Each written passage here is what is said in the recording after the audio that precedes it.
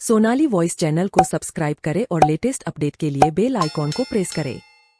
मकान मालिक मेरी बीवी पर बुरी नजर रखता था क्योंकि मैंने घर से भागकर एक लड़की से शादी कर ली थी और मुझे किराए के घर पर रहना पड़ा था। जब उसने मेरी बीवी को देखा तो उसकी नीयत खराब हो गई। एक दिन जब मकान मालिक मुझसे किराए के पैसे लेने के लिए आया और मैंने उसे बताया कि मेरे पास पैसे नहीं है, तो मैंने उससे कुछ मोहलत मांगी। इस पर वह कहने लगा कि तुम पैसों के बदले कुछ और भी दे सकते हो। वह बहुत ही घटिया किस्म का इंसान था। एक दिन मैं अपनी बीवी को घर में बंद करके अपने बाबा से पैसे लेने चला गया। जब मैंने बाबा को देखा तो उनकी हालत बहुत खराब थी और वे अपनी आखिरी सांसें ले रहे थे। उन्होंने मुझसे कहा कि मेरी आखिरी इच्छा पूरी कर दो और मुझे एक लड़की से जबरदस्ती शादी करने के लिए कहा। मैं शादी नहीं करना चाहता था, लेकिन मैंने उनकी आखिरी इच्छा पूरी करने के लिए उस लड़की से शादी कर ली। वह लड़की बहुत खूबसूरत थी। अब मैं उसके साथ रहने लगा, लेकिन मेरी पहली पत्नी की याद मुझे सताने लगी और मैं फौरन उसके पास भागा। जैसे ही मैंने घर का ताला खोला और मैं कमरे में गया, तो जो कुछ मैंने देखा उसे देखकर मेरे सिर पर आसमान टूट पड़ा। क्योंकि मेरा नाम गौरव है और मैं अपने माता पिता की इकलौती संतान हूँ। हम गांव में रहते थे और हमारा छोटा सा हंसता खेलता परिवार था। लेकिन एक दिन मेरी मां की तबीयत खराब हो गई। बाबा ने उन्हें कई डॉक्टरों को दिखाया, लेकिन उनकी हालत में कोई सुधार नहीं हुआ। दिन ब दिन उनकी हालत और खराब होती जा रही थी।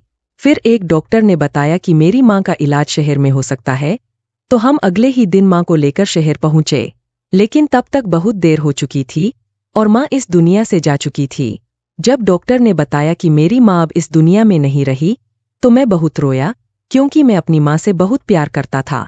मैंने कभी नहीं सोचा था कि मेरी मां मुझे छोड़कर इतनी जल्दी इस दुनिया से चली जाएगी।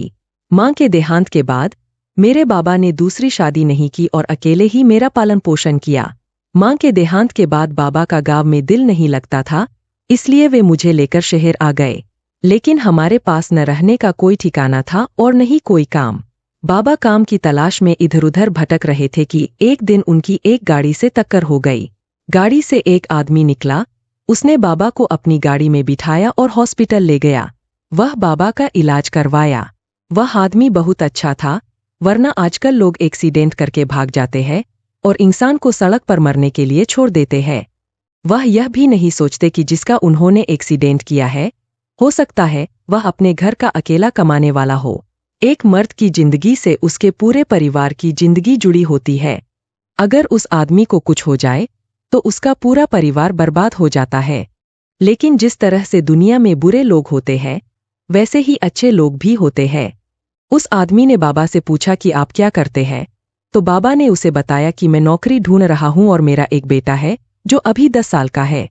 तब उस आदमी ने कहा कि क्या तुम मेरे साथ काम करोगे? बाबा ने कहा, हाँ, क्यों नहीं, आप जो भी काम बोलेंगे वह मैं कर दूंगा। उस आदमी ने बाबा से कहा कि क्या तुम मेरे ड्राइवर बनोगे? बाबा ने कहा, हाँ। तो वह कहने लगे कि कल से काम पर आ जाना। बाबा यह सुनकर बहुत खुश हुए कि उन्हें नौकरी मिल गई है। उन्होंने हमें रहने के लिए एक छोटा सा घर भी दे दिया। बाबा एक बहुत बड़े आदमी के ड्राइवर थे। बाबा चाहते थे कि मैं खूब पढ़ूं लिखूं और अपने पैरों पर खड़ा हो जाऊं। मैं भी एक दिन अपने मालिक की तरह बड़ा आदमी बन जाऊं, लेकिन मुझे पढ़ाई का कोई शौक नहीं था, इसलिए मैंने सिर्फ हाई स्कूल तक पढ़ाई की। उसके बाद सारा दिन मैं अपने दोस्तों के साथ घूमता रहता। बाबा मुझे बहुत समझाते और मुझसे कहते कि मैं अपने मालिक से बात करके तुम्हारा एडमिशन किसी अच्छे कॉलेज में करवा दूं, लेकिन मैं मना कर देता। तो बाबा कहते, ठीक है, पढ़ाई मत करो, मैं बात करके तुम्हें कोई नौकरी ही दिलवा देता हूँ। मालिक बहुत अच्छे इंसान है, जरूर तुम्हें कोई अच्छी नौकरी दे देंगे। लेकिन मैं बाबा से कहता कि नौकरी की इतनी जल्दी क्या है, अभी तो मेरे घूमने फिरने के दिन है। सारी जिंदगी नौकरी ही करनी है, अभी मुझे अपनी जिंदगी जीने दे, लाइफ को एंजॉय करने दे। बाबा मेरी बात सुनकर खामोश हो जाते। जवानी में शायद ऐसा ही होता है कि हम सिर्फ अपने दिल की ही सुनते हैं। अपने माता पिता की बात तो हमें समझ ही नहीं आती कि वह जो भी कह रहे हैं हमारे भले के लिए ही कह रहे हैं। एक दिन जब मैं अपने दोस्त के साथ उसके घर जा रहा था, एक लड़की रोड क्रॉस करते हुए मेरी बाइक के सामने आ गई। बहुत मुश्किल से मैंने अपनी बाइक को संभाला और उस लड़की को भी कुछ नहीं हुआ। मैंने गुस्से में उससे कहा, क्या तुम अंधी हो क्या तुम्हें दिखाई नहीं देता? तुम्हें रोड क्रॉस करना नहीं आता तो घर से बाहर क्यों निकलती हो? वह लड़की खामोशी से मेरी बात सुनती रही। उसने किसी बात का जवाब नहीं दिया। जब मैंने उसका हाथ पकड़कर उसे उठाया तो मैं तो उसे देखता ही रह गया। मेरा सारा गुस्सा ठंडा हो गया। वह लड़की बहुत खूबसूरत थी और बहुत मासूम लग रही थी। मेरी डांट से वह डरी और सहमी हुई थी। उसकी आंखों में आंसू थे। मैंने उससे कहा, अब इसमें रोने की क्या बात है? उसने एक नज़र मेरी तरफ देखा और वहां से चली गई। मेरी नज़र दूर तक उसका पीछा करती रही। तब मेरे दोस्त ने मुझसे कहा, गौरव भाई, वह लड़की जा चुकी है, हमें भी अपने रास्ते पर चलना चाहिए। ऐसा ना हो कि यही खड़े खड़े रात हो जाए। मैंने हंसकर अपने दोस्त की तरफ देखा और हम लोग घर आ गए, लेकिन मैं उस लड़की को भूल नहीं पा रहा था। जब भी आंखें बंद करता, उसका खूबसूरत और मासूम सा चेहरा मेरे सामने आ जाता। पता नहीं ऐसा क्या था उस लड़की में जो मुझे अपनी तरफ आकर्षित कर रहा था। इस बात को 6 महीने हो चुके थे, लेकिन उस लड़की का चेहरा आज भी मुझे याद था। उसमें कुछ तो ऐसा था जो मैं उसे भुला नहीं पा रहा था। कुछ दिनों से बाबा की तबीयत ठीक नहीं थी। मैं उन्हें डॉक्टर के पास लेकर गया तो डॉक्टर ने बताया कि मौसम की वजह से उनकी तबीयत खराब है। फिक्र की कोई बात नहीं, टाइम से दवाई खाएंगे तो जल्दी ठीक हो जाएंगे। मैं मेडिकल स्टोर से बाबा की दवाई लेने गया। जैसे ही मैं दवाई लेकर मुड़ा, देखा कि सामने से वही लड़की मेरी तरफ आ रही थी। मैं उसे देखकर वहीं रुक गया। वह लड़की मेडिकल स्टोर पर आई और मेडिकल स्टोर वाले से बोली, मेरा हाथ जल गया है, आप कोई दवा दे दीजिए। मेडिकल स्टोर वाले ने कहा, तुम 2-3 दिन से दवाई उधार लेकर जा रही हो और पैसे नहीं दे रही हो। पहले पिछले पैसे दो, तब तुम्हें दवाई मिलेगी। मैंने मेडिकल स्टोर वाले से कहा, आप इन्हें दवाई दे दीजिए, पैसे मैं दे दूंगा। तब उस लड़की ने मेरी तरफ देखा और मुझसे बोली, आपके एहसान की मुझे कोई जरूरत नहीं है, मैं बिना दवाई के भी ठीक हो सकती हूँ। मैंने उससे कहा, मैं आप पर कोई एहसान नहीं कर रहा हूँ, जब आपके पास पैसे हो तब वापस कर दीजिएगा। कुछ देर सोचने के बाद वह लड़की बोली, आप मुझे अपना नंबर दे दीजिए, मैं आपको पैसे वापस कर दूंगी। मैंने अपना नंबर उसे दे दिया। उसने दवाई ली और वहां से चली गई। मैं घर पर आया और मैंने बाबा को दवाई दी, लेकिन मेरा ध्यान उस लड़की पर ही था। मैं सोचता रहा कि वह लड़की कौन है, कहाँ रहती है और उसका नाम क्या है। मैं अपनी सोच में डूबा हुआ था कि बाबा ने मुझसे कहा, गौरव बेटा, क्या सोच रहे हो? बाबा के कहने पर मैं अपनी सोच से बाहर आया। मैंने बाबा से कहा, कुछ नहीं बाबा, बस ऐसे ही। तब बाबा ने मुझसे कहा, जब तक मेरी तबीयत ठीक नहीं हो जाती, तुम मेरी जगह काम पर चले जाना। मैंने मालिक से बात कर ली है, उन्हें भी कोई एतराज नहीं है। तुम कल से मेरी जगह काम पर चले जाओगे। मैं बाबा को मना नहीं कर सकता था क्योंकि उनकी तबीयत बहुत खराब थी, इसलिए मैं सुबह ही काम पर चला गया। बाबा जिस जगह काम करते थे, उनके मालिक एक बहुत अच्छे इंसान थे। जब मैं उनसे पहली बार मिला तो मैंने उन्हें नमस्ते किया। उन्होंने मुझसे पूछा, तुम ही रवि के बेटे हो? मैंने कहा, जी। उन्होंने कहा, ठीक है, मुझे कुछ देर के लिए अपने घर जाना है, तुम गाड़ी निकालो। मैंने गाड़ी निकाली और वे मेरे साथ गाड़ी में बैठकर अपने घर पहुंचे। उनके घर को देखकर मैं हैरान रह गया। उनका बंगला बहुत बड़ा और शानदार था। जितना उनका ऑफिस शानदार था, उससे भी ज्यादा खूबसूरत उनका घर था।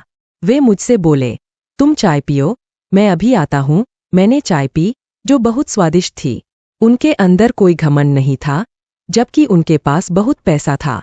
भगवान ने उन्हें बहुत कुछ दिया था, लेकिन उन्होंने कभी इस बात का घमंड नहीं किया।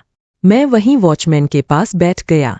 कुछ दिनों बाद बाबा की तबीयत ठीक हो गई और वे वापस अपने काम पर चले गए।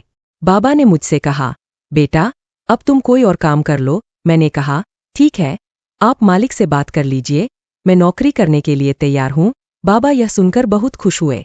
मैं अपने कमरे में आराम करने चला गया। जैसे ही मैं लेटा, मेरे फोन पर रिंग बजी। मैंने फोन उठाया, लेकिन सामने से कोई नहीं बोला। मैंने फोन काट दिया। थोड़ी देर बाद फिर से फोन की रिंग बजी। इस बार मैंने फोन उठाकर जोर से कहा, जब बोलना नहीं होता तो फोन क्यों करते हो? सामने से एक लड़की की आवाज आई। उसने कहा, मैं हूं। मैंने पूछा, कौन? तब उसने बताया, मैं वही हूं जिसे आपको पैसे वापस करने थे। मैंने पूछा, कौन से पैसे? उसने कहा, उस दिन मेडिकल स्टोर पर आपने मेरी दवाई के पैसे दिए थे और कहा था कि जब मेरे पास पैसे हों तो मैं आपको इस नंबर पर कॉल करके पैसे वापस कर दूंगी। मैंने उसकी बात का कोई जवाब नहीं दिया। थोड़ी देर बाद मैंने कहा, मुझे पैसे वापस नहीं चाहिए, आप परेशान मत होइए। उस लड़की ने मुझसे कहा, मैं आपको जानती भी नहीं हूं, ऐसे में आपके पैसे अपने पास नहीं रख सकती। मैंने कहा, इतनी बड़ी रकम तो है नहीं, सिर्फ 300 रुपए ही तो है। आप फिक्र मत करिए, मुझे इन पैसों की कोई जरूरत नहीं है। हम लोग बात कर ही रहे थे कि तभी पीछे से किसी ने चिल्लाकर कहा, कहाँ मर गई कामचोर, तुझे तो बस काम से भागने का बहाना चाहिए। लड़की घबरा गई और कॉल काट दी। जब से उसने फोन काटा था, मैं उसी के बारे में सोच रहा था। मैं थोड़ा परेशान भी था, बार बार अपने मोबाइल की तरफ देख रहा था कि शायद वह लड़की मुझे फिर कॉल करे, लेकिन उसकी कोई कॉल नहीं आई। कुछ दिनों बाद मैंने खुद ही उसे कॉल की, लेकिन फोन रिसीव नहीं हुआ। दोबारा कॉल की तो इस बार फोन उठ गया। वही लड़की थी। मैंने उससे पूछा, उस दिन क्या हो गया था, तुमने फोन क्यों काट दिया था? मुझे तुम्हारी फिक्र हो रही थी, सोचा तुम्हें कॉल करके पूछ लूं, सब ठीक तो है। उसकी सिसकियों की आवाज आई। मुझे लगा कि वह रो रही है। मैंने उससे पूछा, क्या बात है, तुम रो क्यों रही हो? उसने अचानक फोन काट दिया। मैंने फिर से उसका नंबर मिलाया, लेकिन इस बार फोन बंद जा रहा था। मुझे बेचैनी महसूस हो रही थी, इसलिए मैं बाहर आकर टहलने लगा। बाबा ने मुझे टहलते हुए देखा तो मेरे पास आकर पूछा, क्या हुआ, कोई परेशानी है क्या? मैंने कहा, नहीं बाबा, कोई बात नहीं है। बाबा ने कहा, अगर कोई बात है तो मुझे बताओ, मैं तुम्हें परेशान देख नहीं सकता। मैंने कहा, ठीक है बाबा, अगर कुछ होगा तो मैं आपको बता दूंगा। बाबा अपने कमरे में सोने चले गए। मुझे नींद नहीं आ रही थी, मेरी आंखों से नींद जैसे उड़ गई थी। मैं समझ नहीं पा रहा था कि क्यों उस अनजान लड़की के लिए इतना परेशान हो रहा हूं। फिर एक दिन उसने मुझे कॉल किया और मिलने के लिए बुलाया। मैंने मिलने के लिए हाँ कर दी और उसकी बताई हुई जगह पर चला गया। जब मैं वहां पहुंचा तो उसके हाथ में एक बैग था। मैंने पूछा, आप कहाँ जा रही है? उसने कहा, मुझे आपकी मदद चाहिए, क्या आप मेरे लिए कुछ कर सकते हैं? मैंने कहा, हाँ, क्यों नहीं। तब उसने कहा, मैं अपना घर छोड़कर आई हूं। कहते ही वह रोने लगी। फिर मुझसे बोली, आप मुझसे शादी कर लीजिए, मैं आपको तंग नहीं करूंगी, कभी कुछ नहीं मांगूंगी, जहां आप रखेंगे, जिस हाल में रखेंगे, मैं रह लूंगी, कभी किसी तरह की कोई शिकायत नहीं करूंगी। उसकी यह बात सुनकर मैं खामोश हो गया। समझ नहीं आ रहा था कि मैं क्या जवाब दूं। उसने कहा, आप सोच रहे होंगे कि कैसी लड़की है, खुद ही मुझसे शादी के लिए कह रही है, जबकि आप मेरे बारे में कुछ नहीं जानते और ना ही मैं आपको जानती हूं। वह बहुत ज्यादा रो रही थी, लेकिन मुझसे उसके आंसू देखे नहीं जा रहे थे। बहुत मासूम और सीधी सादी लड़की थी। शायद मैं उससे मोहब्बत करने लगा था, इसलिए उसे रोता हुआ नहीं देख सकता था। मैंने उससे कहा, तुम परेशान मत हो, मैं तुमसे शादी करने के लिए तैयार हूं। मैं उस लड़की को लेकर दूसरे शहर चला गया और वहां किराए का मकान ले लिया। उसका नाम आराध्या था। मैंने वहां जाकर उससे शादी कर ली और अब हम दोनों साथ रहने लगे। एक दिन उसने कहा, मैं आपको अपने बारे में सारी सच्चाई बताना चाहती हूं। उसने बताया, जब मैंने होश संभाला तो सिर्फ अपने चाचा को देखा। मेरे माता पिता के बारे में मुझे कुछ भी पता नहीं था। जब मैं चाचा से पूछती कि मेरे माता पिता की मौत कैसे हुई, तो उन्होंने बताया कि एक एक्सीडेंट में मेरे माता पिता की मौत हो गई थी। तब मैं 1 साल की थी। तभी से मेरी जिम्मेदारी चाचा पर आ गई। जब मैं थोड़ी बड़ी हुई तो पड़ोस के बच्चों को स्कूल जाते हुए देखकर मैंने भी चाचा से कहा कि मुझे भी स्कूल जाना है। चाचा ने डांटते हुए कहा कि उनके पास इतने पैसे नहीं है कि मुझे स्कूल भेज सकें और मेरे खर्चे भी उठा सकें। उन्होंने कहा, शुक्र करो कि तुम्हें 2 वक्त का खाना मिल रहा है। अगर मैं तुम्हें यह भी ना दूं तो तुम्हें अनाथ आश्रम में छोड़ दिया होता। चाचा की बातें सुनकर मैं रोने लगती और भगवान से कहती, मुझसे मेरे माँ बाप क्यों छीन लिए, मुझे भी अपने पास बुला लेते। घर में मैं सारा दिन अकेली रहती थी। जब मैं बड़ी हुई तो एक दिन चाचा एक औरत को अपने साथ घर लाए। उन्होंने बताया कि यह मेरी चाची है। चाचा ने मुझे कुछ खाने के लिए बनाने को कहा। जब मैंने कहा कि घर में कुछ भी नहीं है, तो चाचा ने गुस्से में मुझे थप्पड़ मारा, जिससे मेरा सिर दीवार से टकरा गया। मेरे सिर से खून निकलने लगा, लेकिन चाचा और चाची में से कोई भी मेरी मदद के लिए नहीं आया। मैं खुद उठकर नल के पास गई और अपने खून को साफ किया। फिर रोते रोते अपने कमरे में जाकर सो गई। जब सुबह उठी तो मेरे सिर में तेज दर्द था और बुखार भी था। कमरे से बाहर निकली तो देखा कि चाचा घर में नहीं थे, शायद वो कहीं बाहर चले गए थे। मैंने पड़ोस के घर का दरवाजा खटखटाया, लेकिन कमजोरी के कारण वही चक्कर खाकर गिर गई। जब होश आया तो मैं अपने घर में थी और पड़ोस वाली आंटी मेरे पास बैठी हुई थीं। उन्होंने मुझे अपने घर से खाना लाकर खिलाया और दवाई दी। थोड़ी देर बाद वह चली गईं और कहकर गईं कि अगर मुझे कुछ और चाहिए तो उनसे मांग लूं। मोंटी बहुत अच्छी थी और दूसरी ओर मेरे चाचा और चाची थे, जो मेरे अपने होकर भी मेरे नहीं थे। जब वो घर आए तो उन्होंने मुझसे मेरी तबीयत के बारे में एक बार भी नहीं पूछा। कभी कभी सोचती कि पराये लोग भी अपनों से अच्छे होते हैं, जो मुसीबत में साथ देते हैं। यहाँ तो मेरे अपने खून के रिश्ते ही मुझसे मुंह मोड़ चुके थे। एक दिन चाची मेरे कमरे में आईं और कहने लगीं, महारानी, कभी कुछ काम भी कर लिया करो। हम तुम्हारे नौकर नहीं हैं, जो तुम्हें कमरे में बैठकर खिलाते रहें। मैंने कहा, चाची, घर का सारा काम तो मैं ही करती हूँ। इस पर चाची ने मुझे घूरते हुए कहा, थोड़ा बहुत काम कर लेती हो तो कोई एहसान नहीं करती। यहाँ पड़े पड़े मुफ्त का खाती भी तो रहती हो। अब जल्दी से उठो और किचन में जाकर अपने चाचा और मेरे लिए खाना बनाओ और सुबह जल्दी उठ जाना। मेरे मायके से कुछ मेहमान आ रहे हैं। पूरे घर की सफाई अच्छे से करना और जो मैं कहूँ वही खाना बनाना। मैंने चाची से कहा, ठीक है। सुबह उठते ही मैंने पूरे घर की सफाई की। उसके बाद जो चाची ने कहा, मैंने वही खाना बनाया। सारा दिन काम करके मैं बहुत थक गई थी। जब आराम करने के लिए अपने कमरे में गई तो चाची का भाई मेरे पीछे पीछे कमरे में आ गया और कहने लगा, तुम मुझे बहुत अच्छी लगी हो, क्या तुम मुझसे दोस्ती करोगी? मैंने उससे कहा, मेरे कमरे से बाहर जाओ, नहीं तो मैं चाचा को बुला लूंगी। तो उसने मेरा हाथ पकड़ लिया और कहने लगा, नखरे तो देखो मैडम के। इतने में चाची कमरे में आ गईं और वह चाची से कहने लगा, इसने मुझे अपने कमरे में बुलाया था और मेरा हाथ पकड़कर कह रही थी कि मुझे यहाँ से भगा ले चलो, मैं इस घर में नहीं रहना चाहती। मैंने चाची से कहा, यह झूठ बोल रहा है, मैंने इसे यहाँ नहीं बुलाया, बल्कि यह खुद मेरे पीछे पीछे आया है। मैं तो इसे यहाँ से जाने को कह रही थी, लेकिन इसने मेरा हाथ पकड़ लिया। चाची ने मुझे मारना शुरू कर दिया और कहने लगीं, तुम मेरे भाई पर झूठा इल्जाम लगा रही हो, पता नहीं किसका गंदा खून है और मेरे घर में भी गंदगी फैला रही हो। कल ही तुम्हारे चाचा से कहकर इसका कुछ इंतजाम करती हूँ, नहीं तो यह पता नहीं क्या क्या कांड करेगी। मैं रोती रही, लेकिन किसी ने मेरी बात पर विश्वास नहीं किया। अगले दिन जब मैं खाना बना रही थी तो मेरे हाथ से प्लेट गिरकर टूट गई। इस पर चाची ने मुझे बहुत बातें सुनाई और मेरा हाथ जला दिया। उस दिन मैं मेडिकल स्टोर पर इसीलिए दवाई लेने आई थी। मुझे बहुत दर्द हो रहा था, लेकिन चाचा चाची को मेरे ऊपर रहम नहीं आया। एक रात जब मैं पानी पीने के लिए उठी तो चाची को चाचा से बात करते हुए सुना। चाची कह रही थी, पड़ोस में एक बूढ़ा आदमी रहता है जिसकी बीवी का देहांत हो गया है। वह अब दूसरी शादी करना चाहता है। मैंने आराध्या का रिश्ता उसके साथ तय कर दिया है और वह हमें शादी के बदले मनचाही रकम भी देगा। इस तरह से हमारी जिम्मेदारी भी खत्म हो जाएगी और हमें बहुत सारे पैसे भी मिल जाएंगे। अब जल्दी से इसकी शादी करके इसे यहाँ से दफा कर दो। चाचा भी कहने लगे, चलो अच्छा है, हमारे किसी काम तो आई। मैं भारी कदमों से अपने कमरे में वापस आई। मुझे यकीन नहीं हो रहा था कि मेरे चाचा चाची मेरे साथ ऐसा कुछ कर सकते हैं।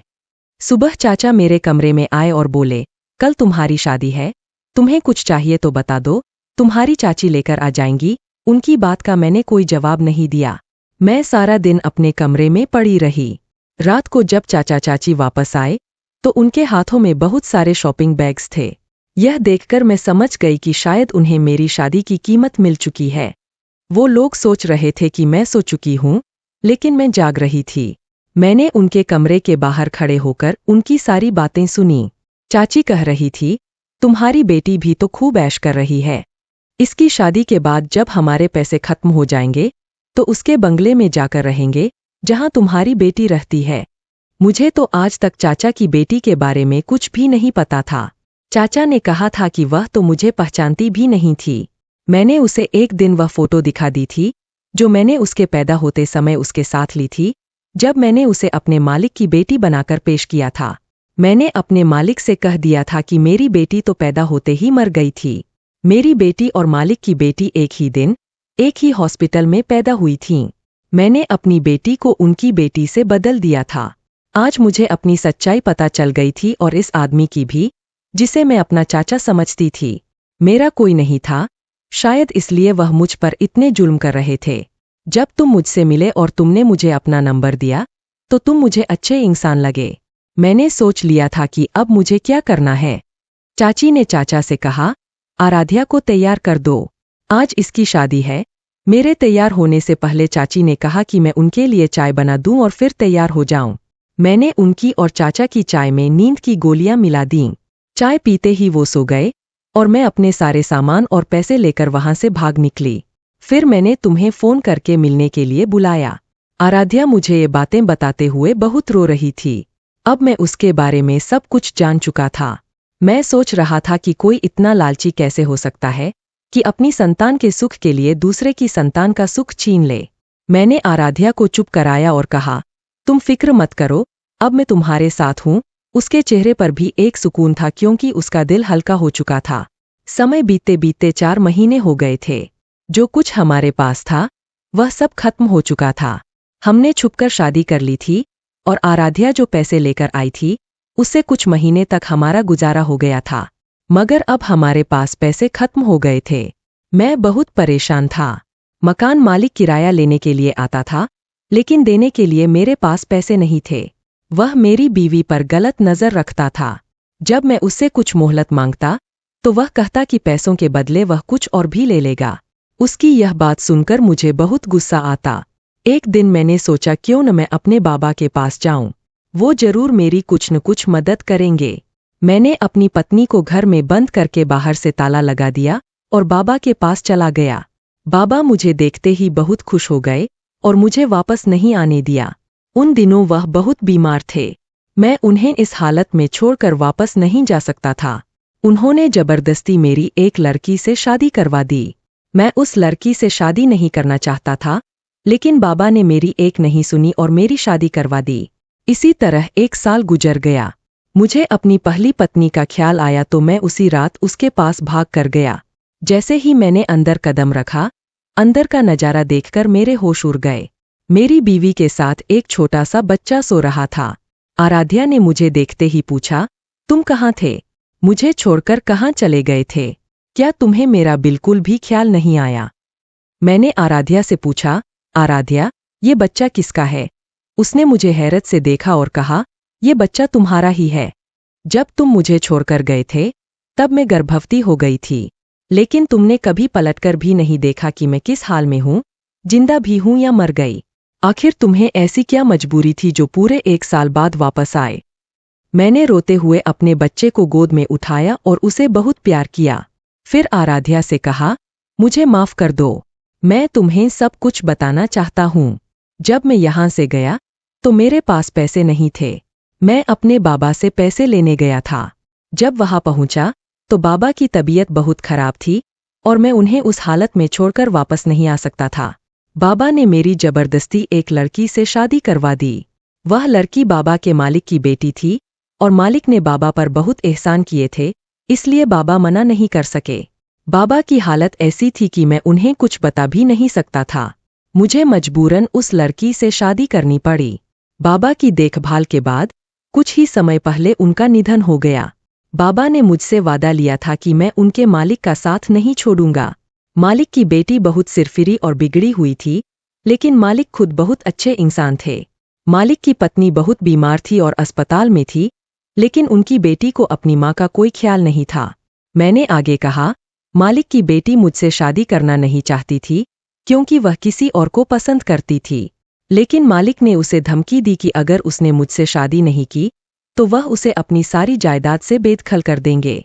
शादी के कुछ दिनों बाद ही उसने मुझे घर से निकाल दिया और मालिक से कहा कि मैं खुद घर छोड़कर चला गया हूँ। मालिक मुझ पर बहुत भरोसा करते हैं और मुझे अपना बेटा मानते हैं। एक दिन मैंने मालिक को सब कुछ सच सच बता दिया और उन्होंने मुझे माफ कर दिया। उन्होंने मुझसे कहा कि मैं अपनी पत्नी को वापस यहाँ ले आऊं।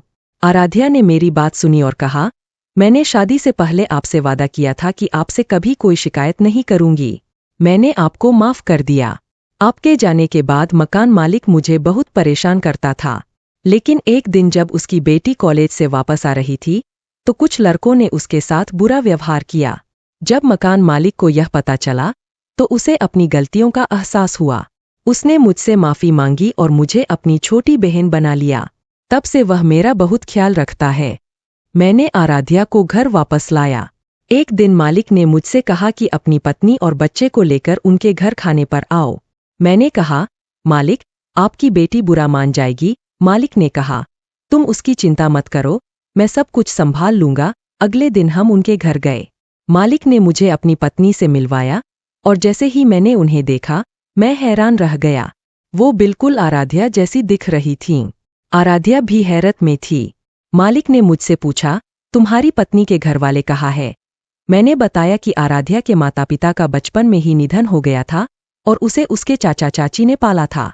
मालिक ने एक फोटो दिखाकर पूछा, क्या यही है तुम्हारी पत्नी के चाचा? आराध्या ने फोटो देखा और कहा, हाँ, मगर आप इन्हें कैसे जानते हैं?